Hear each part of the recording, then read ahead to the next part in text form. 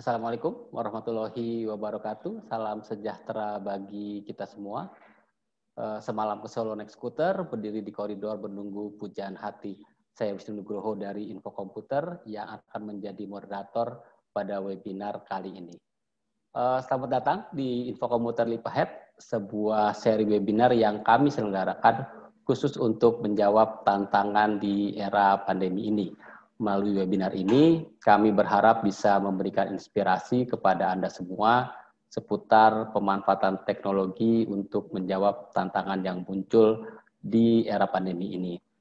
Sehingga ketika pandemi ini usai, kita semua bisa leap ahead dan semakin kompetitif menatap persaingan di depan. Webinar kali ini adalah seri ketiga atau seri terakhir dari Info Komputer Leap Ahead. Jika Anda masih ingat, 2 bulan lalu kita mulai dengan tema seputar IT security, bagaimana banyak perusahaan yang banyak karyawan yang harus bekerja dari rumah. Kemudian di edisi kedua kita membahas tentang cloud, public cloud, bagaimana perusahaan bisa lebih agile di pandemi ini dengan menggunakan public cloud. Dan yang ketiga kita akan membahas soal AI atau artificial intelligence. Terminologi AI ini mungkin sudah sering kita dengar dalam 2-3 tahun terakhir ya, dan bisa dibilang menjadi buzzword yang terus dipakai gitu ya, apa-apa saat ini menggunakan kata AI di belakangnya gitu. Dan seperti buzzword pada umumnya kita mungkin sedikit skeptis gitu atas hype atau kemeriahan yang seputar AI ini. Apa iya AI sehebat itu, dan apa benar AI dapat meningkatkan performa perusahaan. Sebenarnya jika kita melihat dari data, adopsi AI semakin menunjukkan momentumnya.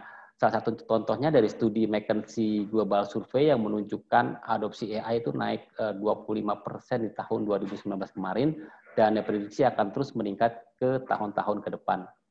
Salah satu industri yang aktif dalam mengimplementasikan AI adalah perbankan. Jadi survei Ernst & Young menunjukkan 85 responden menyebut telah mengimplementasikan AI dalam berbagai bentuk. Dan teknologi AI ini diklaim berhasil meningkatkan revenue, meningkatkan efisiensi proses bisnis, dan juga meningkatkan kepuasan pelanggan.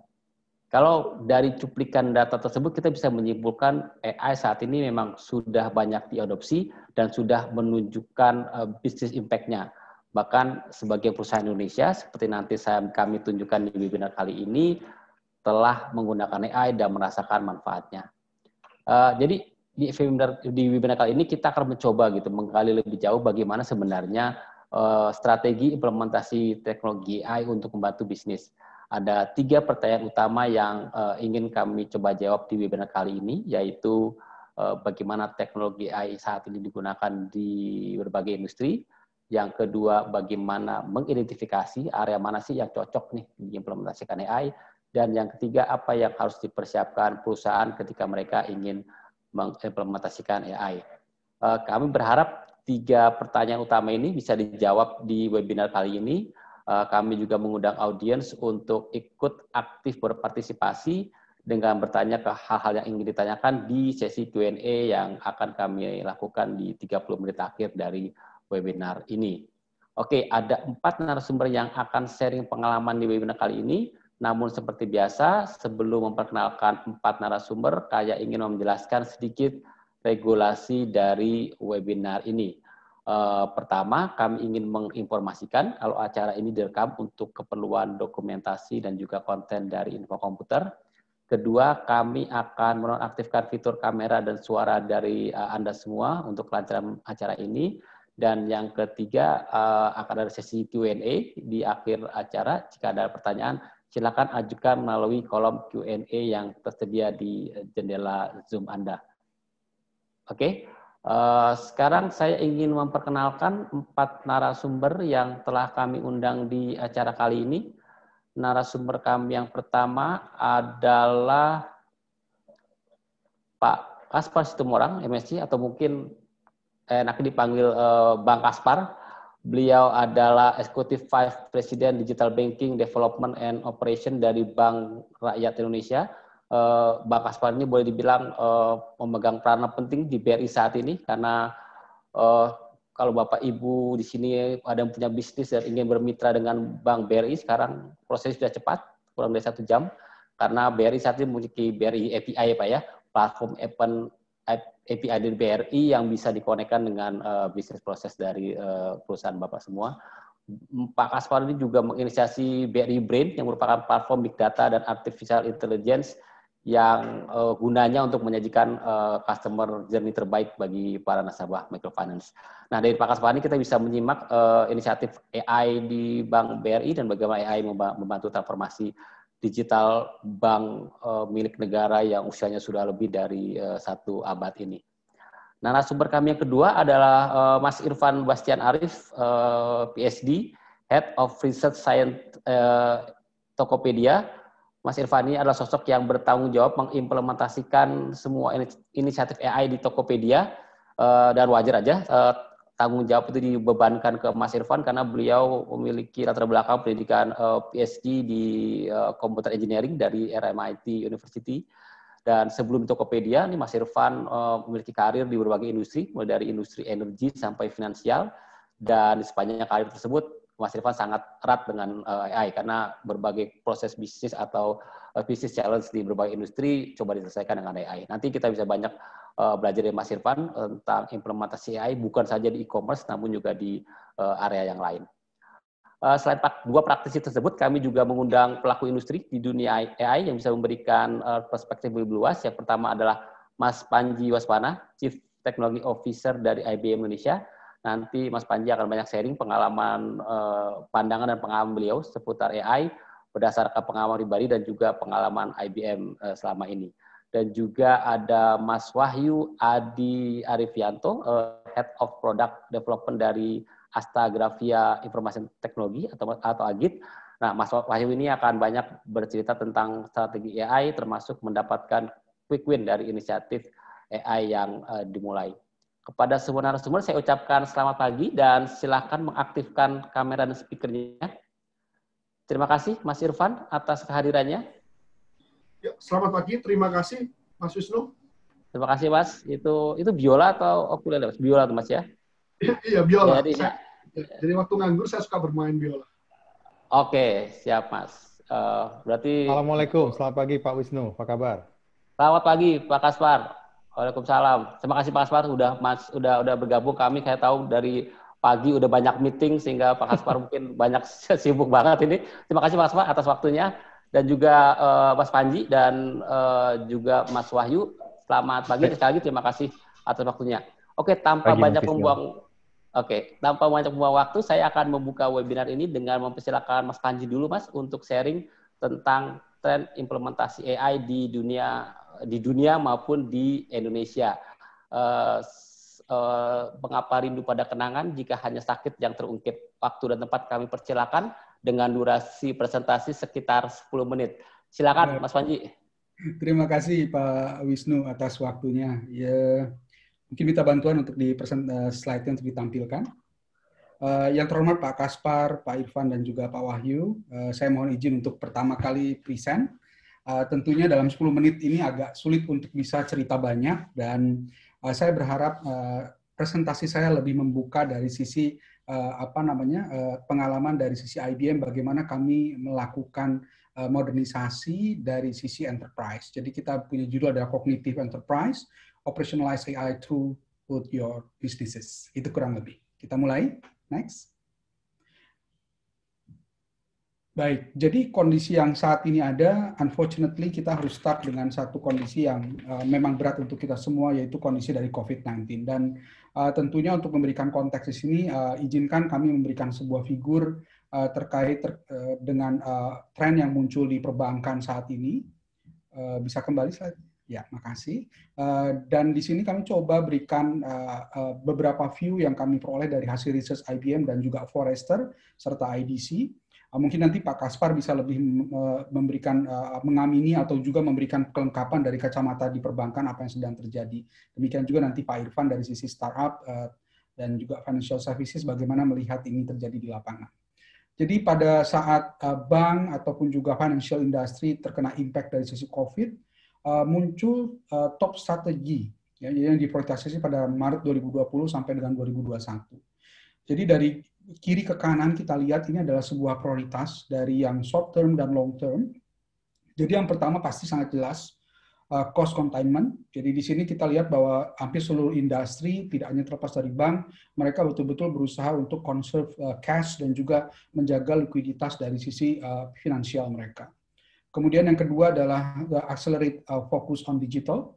Jadi ini cukup signifikan. Ada beberapa inovasi yang bermunculan di area COVID saat ini yang membantu rekan-rekan yang tadinya conventional model berubah menjadi ke arah bentuk digital atau makin digital.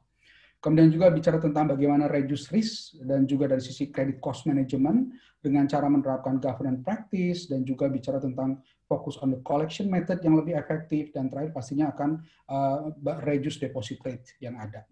Dan terakhir adalah bicara tentang business model refresh atau revenue diversification. Jadi ini memang sesuatu hal yang terjadi di market dan akan terus bergeser yang menyebabkan perbankan dan juga dunia industri lebih melihat potensi untuk melakukan investasi di bidang teknologi.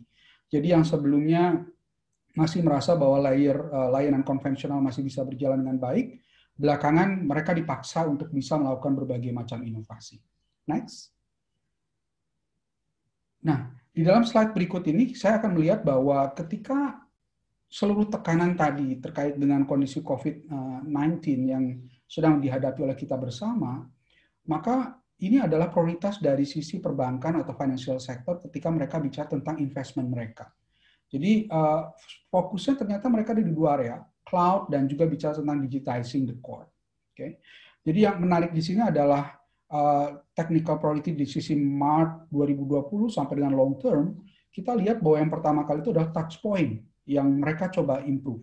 Itu bicara tentang contact center, proses optimization, di mana bicara tentang business resiliency, juga operation optimization ini menjadi menarik.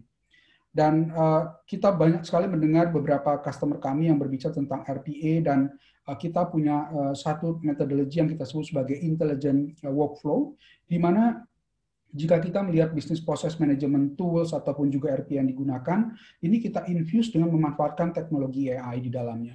Jadi untuk kita manfaatkan untuk analisa terhadap suatu dokumen, kita akan ekstrak secara otomatis untuk melihat karakter recognition, kemudian kita gunakan NLP capability untuk melakukan text processing hingga kita bisa melakukan summarisasi yang biasanya dilakukan secara konvensional menjadi sesuatu yang dibantu oleh teknologi.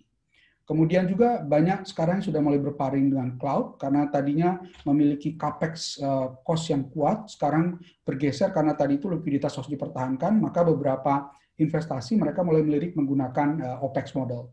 Dan ketika bicara OPEX dari sisi infrastruktur maupun layanan, cloud menjadi salah satu pilihan yang paling reasonable saat ini.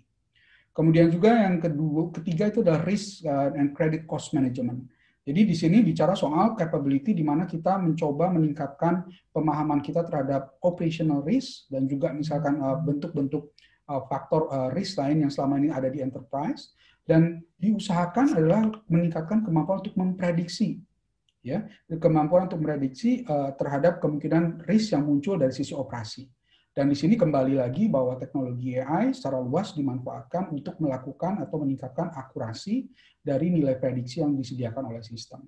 Dan terakhir yang justru long term dan terus-terusan akan dilakukan oleh pebisnis itu adalah bicara tentang digital transformation. Jadi tidak hanya bicara dari sisi tadi contact center dan proses optimization, ternyata jangka panjangnya semua sadar bahwa apa yang terjadi di COVID-19 ini akan menjadi sebuah new normal, quote and quote, menjadi sebuah pergeseran pola interaksi, pergeseran pola proses kerja yang sudah menjadi kemungkinan selama 6 bulan terakhir ini yang saya rasa sudah menjadi sesuatu hal yang mulai bisa diterima oleh customer. Dari mulai hal-hal sederhana yang biasanya saya ketemu customer harus face to face, belakangan beliau-beliau itu dengan senang hati melakukan interaksi dengan menggunakan video call atau bahkan melalui telepon dan bentuk-bentuk yang selama ini biasanya dianggap kurang formal. Beberapa proses approval yang tadinya harus dilakukan dengan tanda tangan basah, sekarang bisa dilakukan dengan cara yang lebih mudah. Dan banyak sekali proses improvement yang terjadi di sisi customer yang pada intinya mereka mencoba melihat adopsi kerja yang ada sekarang. Terutama kalau beberapa di antara kita lihat work from home ini menjadi sesuatu yang acceptable. Dan beberapa di antaranya malah berpikir untuk mereduce jumlah kantor fisik mereka karena ditemukan bahwa ternyata dengan menggunakan skema model kerja yang sekarang, itu menjadi jauh lebih baik. Okay. Next. Oke. Boleh lanjut ke slide berikutnya. Nah, apa yang kita lihat di dalam proses yang terjadi di dunia perbankan atau financial sector, ada sesuatu tren yang kita lihat dari customer kami secara konsisten, ada di sebelah kanan sini, yaitu kita bicara bahwa semua effort yang kita lakukan pada intinya adalah berbicara tentang improving customer experience. Jadi fokusnya tidak lagi bicara tentang efisiensi sebagai nilai akhir, tapi kita bicara bahwa efisiensi itu tetap berfokus kepada peningkatan dari sisi customer experience. Jadi kalau kita mau membuat sebuah proses kerja yang baru, kita tidak mungkin atau berusaha tidak semaksimal mungkin tidak mengurangi customer experience. Bahkan justru beberapa inisiatif efisiensi dilakukan dengan mempertimbangkan customer experience. Jadi kalau kita lihat di garis horizontalnya, kita bicara tentang competitive advantage atau business capabilities. Nah, yang paling bawah kita bicara tentang suatu jargon yang disebut sebagai optimize IT. Ini yang biasa dilakukan di awal-awal. Kita melakukan cost reduction dari sisi IT operation, kemudian juga berikutnya kita bicara streamline dari sisi improve processes. Kita lihat ada yang straight-through processing, ada zero touch processing dan sebagainya. Ini menjadi satu target di perbankan untuk melakukan efisiensi kerja. Kemudian beberapa di antaranya sudah mulai bergeser untuk berpikir bagaimana membuat fondasi digital yang kuat, dan bicara tentang bagaimana mengeksekusi complete digital transformation, di mana aspeknya kita melihat bagaimana cara kerja yang baru, sumber daya manusia yang baru, dan juga bicara tentang experience yang baru yang kita bangun bersama dengan customer kita. Terus berangkat dan kita bicara lagi ekosistem, di mana sekarang mungkin Pak Irfan nanti bisa bicara di Tokopedia sebagai bentuk ekosistem baru, di mana tidak hanya sekedar B2B, juga bisa jadi banyak sekali ekosistem yang lain, metode pembayaran, bekerja sama dengan third party vendor, dan lainnya, untuk memberikan layanan-layanan baru yang dimunculkan karena kerjasama yang muncul di ekosistem. Demikian juga nanti Pak Kaspar bisa bercerita bagaimana BRI bermitra dengan berbagai macam B2B partner mereka atau bahkan dengan customer langsung untuk meningkatkan value added dan juga memberikan pengalaman baru kepada customer melalui kolaborasi di dalam ekosistem ini. Dan berikutnya adalah kita bicara tentang kognitif, yaitu bicara tentang bagaimana kita augment capability dari sisi bisnis ekosistem ini dan memanfaatkan advanced analytic dan juga bicara tentang optimize customer engagement. Nah, apa yang terjadi sekarang di dalam kotak di sini kita bicara terkait dengan kebanyakan bank yang ada saat ini baru berada pada aspek improve dari sisi digital transformation.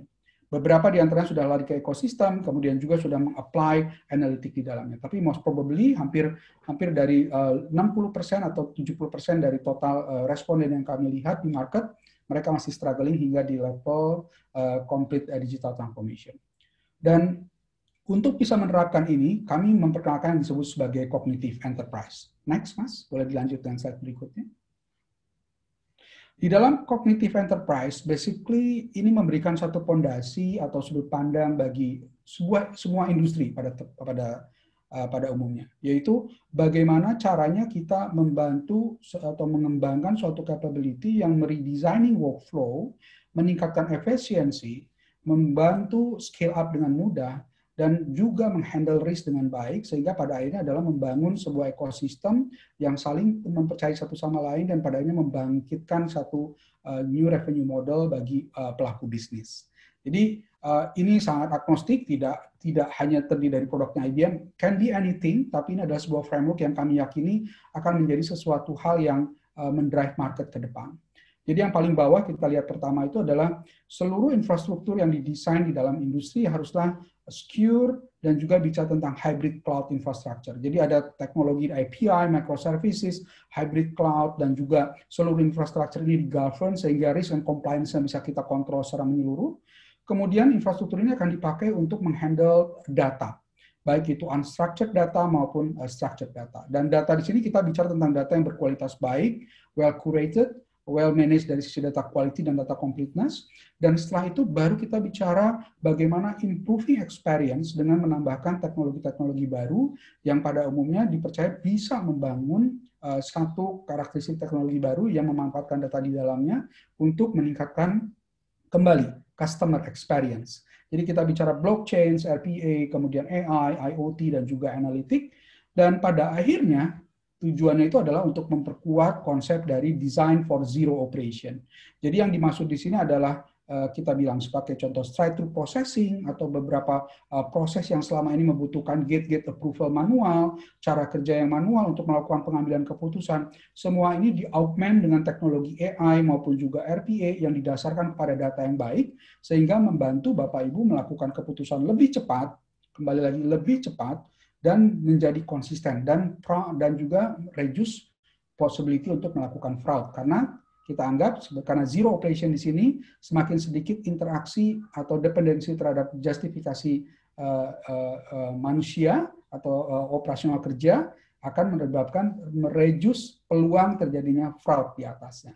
Dan pada akhirnya, setelah teknologi ini ada, kita bicara tentang next gen banking experience, kita bicara mobile only banking, kemudian juga bicara tentang financial health and prediction, digital identity and security, dan juga tidak kalah penting bicara tentang digital ecosystem. Dan pada akhirnya keseluruhan capability ini enabled by intelligent workflow. Sekali lagi yang tadi saya bilang, intelligent workflow itu tidak hanya bicara tentang automation di atas proses bisnis dalam suatu industri, tapi juga memanfaatkan AI teknologi, data yang baik untuk mengaugment proses tadi sehingga lebih terotomasi dan mencegah terjadinya fraud dan mereduce risk dari sisi operation dan juga tetap menjaga sisi compliance dari pelaku bisnis. Saya rasa itu Pak Wisnu, semoga memberikan gambaran bagaimana kami as an IBM melihat teknologi tren dari data dan AI ini di-infuse atau dimasukkan ke dalam sendi-sendi operasional di dalam enterprise, dan secara nyata beberapa customer kami mengamini memang inilah yang terjadi dan memang memberikan benefit yang terbaik bagi company di across the world. Terima kasih. Oke, terima kasih Mas Panji atas sharingnya. Berarti memang kalau lihat secara industri perbankan, tadi Mas Panji nyebut 60-70% masih berada di level digitalisasi ya, belum sampai ke cognitive enterprise seperti yang mungkin menjadi patokan ideal dari industri perbankan saat ini.